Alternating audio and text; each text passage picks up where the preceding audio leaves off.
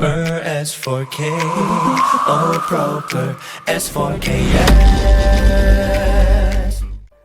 Salam saudara-saudara, salam S4K. Proper S4K hari ini berbicara tentang lidah jadi alat penyembuh atau pembunuh. Dalam sebuah diskusi aku terpancing untuk melakukan perdebatan. Karena peserta diskusi ini mengeluarkan pernyataan yang hanya ingin menyerang dan sama sekali tidak memberi ruang untuk menyampaikan jalan keluarnya. Dia memandang bahwa perpuluhan itu tindakan untuk mengelabui jemaat tanpa memberikan argumentasi yang valid. Di lain sisi, dia bilang prihatin dengan gaji pendeta yang sangat kecil. Karena pernyataannya saling bertentangan, membuat aku untuk mengatakan sesuatu dengan nada tinggi. Gereja ini yang membangun Tuhan sendiri. Dan Tuhan memakai setiap kita untuk menjadi saluran berkat-Nya melalui persembahan perpuluhan. Persembahan ini digunakan untuk biaya operasional gereja, termasuk membayar gaji pendeta. Saya tanya sekarang pada saudara, saya nunjuk pada orang yang menganggap perpuluhan itu hanyalah untuk mengelabui jemaat. Berdasarkan pernyataan saudara, saudara pasti tidak memberi perpuluhan. Benar jawabannya. Bagaimana saudara terlihat peduli terhadap gaji pendeta, sementara saudara tidak berkontribusi terhadap keberlangsungan gereja ini? Aku cecar habis-habisan orang itu. Ketika pulang ke rumah aku mulai merenung. Sampai pada akhirnya dengan kekuatan Tuhan, aku dikoreksi lewat firman-Nya yang terdapat dalam Amsal 18 ayat 21. Begini bunyi firman-Nya. Hidup dan mati dikuasai lidah. Siapa suka menggemakannya akan memakan buahnya. Lidah adalah bagian kecil dari tubuh kita, tetapi memiliki dampak yang luar biasa dalam kehidupan kita dan orang lain. Lidah memiliki kuasa atas hidup dan mati. Kata-kata yang kita ucapkan dapat membawa berkat atau kehancuran, membangun atau meruntuhkan, memberikan kehidupan atau mematikan harapan. Alkitab menegaskan bahwa kata-kata yang kita ucapkan bukanlah hal yang sepele. Kata-kata memiliki kekuatan untuk membentuk dunia di sekitar kita. Dalam Kejadian 1, Tuhan menciptakan dunia hanya dengan firman-Nya. Sebagai gambar dan rupa Allah, kita juga memiliki kuasa melalui perkataan kita. Injil Yakobus menggambarkan lidah seperti api kecil yang dapat membakar hutan yang besar. Ini menunjukkan bahwa perkataan kita sekecil apapun dapat membawa dampak besar dalam kehidupan seseorang. Firman ini mengingatkan kita akan kekuatan luar biasa yang dimiliki oleh kata-kata kita. Lidah yang tampaknya begitu kecil ternyata memiliki kuasa yang sangat besar, baik untuk membangun atau meruntuhkan. Kata-kata kita bisa membawa kehidupan atau kematian, bisa mengangkat semangat atau menghancurkan harapan. Setiap perkataan yang keluar dari mulut kita mencerminkan kondisi hati kita. Jika hati kita dipenuhi dengan kasih dan iman, kata-kata kita akan mengalir untuk memberkati dan membangun orang lain.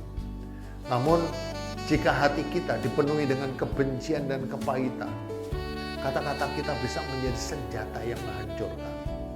Oleh karena itu, kita dipanggil untuk mengontrol lidah kita, agar setiap kata yang keluar membawa hidup, bukan kematian. Berapa kali sebuah kata kasar menghancurkan hati seseorang? Berapa banyak kehidupan yang berubah karena satu kata penghiburan?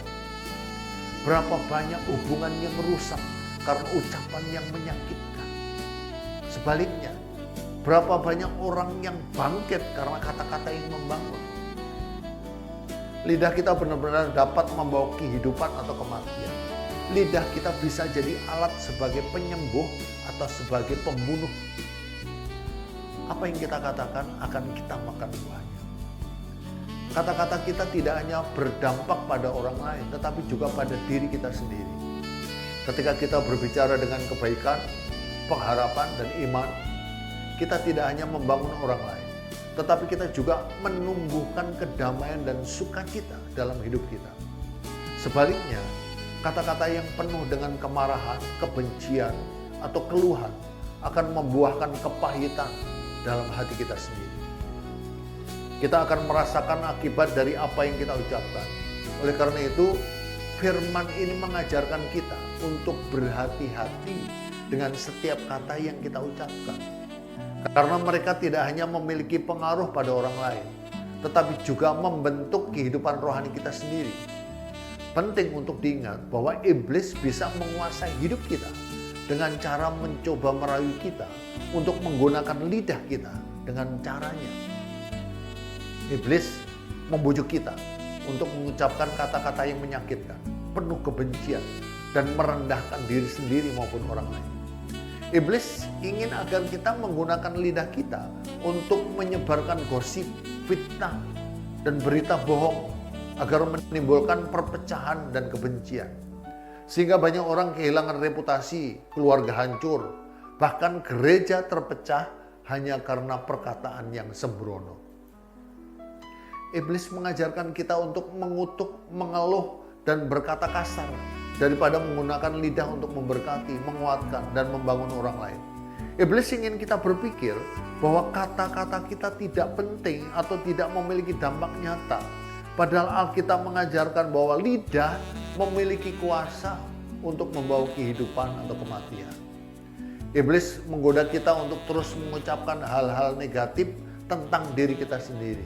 Seperti, aku gak mampu, aku gak berharga, atau ini aku pasti gagal. Sehingga kita kehilangan iman kepada Tuhan.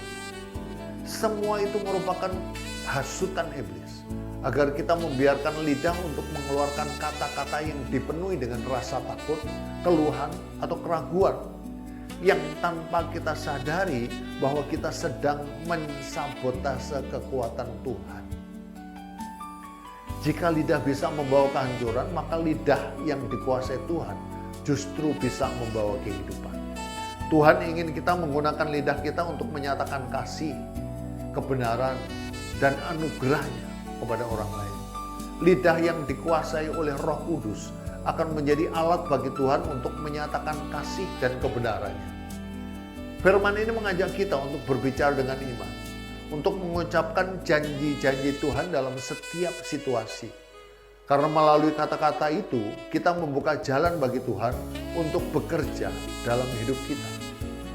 Sebagai orang percaya, kita harus menyadari bahwa lidah kita adalah alat yang bisa digunakan Tuhan untuk menyatakan kuasanya di dunia ini.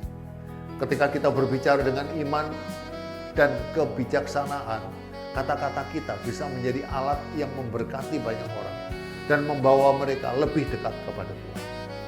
Saatnya kita menggunakan lidah kita untuk berbicara dengan penuh kasih dan hikmat. Perlu diingat bahwa setiap kata yang keluar dari mulut kita memiliki potensi untuk membangun kerajaan Allah di bumi ini atau untuk menghancurkan kedamaian yang telah Tuhan berikan. Dengan memelihara lidah kita, kita akan semakin mengalirkan hidup dan berkat bagi diri kita dan orang-orang di sekitar kita. Proper S4K kali ini menyatakan bahwa Tuhan sedang menaruh keinginannya agar aku tidak menggunakan lidahku untuk mengeluarkan kata-kata penghakiman. Kecerobohanku untuk mengeluarkan kata-kata yang menyakitkan seringkali melukai lebih dalam daripada luka fisik. Koreksi Tuhan menyadarkanku untuk lebih berhati-hati dengan setiap kata yang keluar dari mulutku, agar tidak banyak orang merasa terhakimi, bahkan merusak semangat mereka. Aku yakin sepenuhnya bahwa Tuhan akan memberi kemampuan kepadaku untuk selalu memelihara lidahku, untuk semakin mengalirkan hidup dan berkat bagiku dan orang-orang di sekitarku. Puji Tuhan, haleluya. Dengan pertolongan Tuhan, aku dimampukan untuk keluar dari kegelapan kepada terangnya yang ajaib. Firman ini telah mengajarkan aku bahwa setiap kata yang keluar dari mulutku memiliki konsekuensi. Sekarang aku harus lebih berhati-hati dengan setiap kata yang keluar dari mulut, dan aku berkomitmen akan menggunakan lidahku untuk membangun, untuk memberkati, agar berdampak bagi kehidupan. Biarlah Tuhan sendiri yang memampukan aku untuk menggunakan lidah dengan bijaksana, sehingga melalui setiap kata yang aku ucapkan, nama Tuhan dimuliakan, dan hidupku menjadi berkat bagi banyak orang. So, sekarang ingat ya, firman Tuhan dibentangkan untuk diakui, agar kebangunan rohani terjadi setiap hari. Tuhan Yesus memberkati kita semua. S4K, yes. Proper S for the K, yes. Proper S for the K, yes. Proper S for the K, yes, yes. Proper S for the K, yes. Proper S for the K, yes. Proper S for the K, yes, yes. Proper S for the K, oh proper S for the K, yes.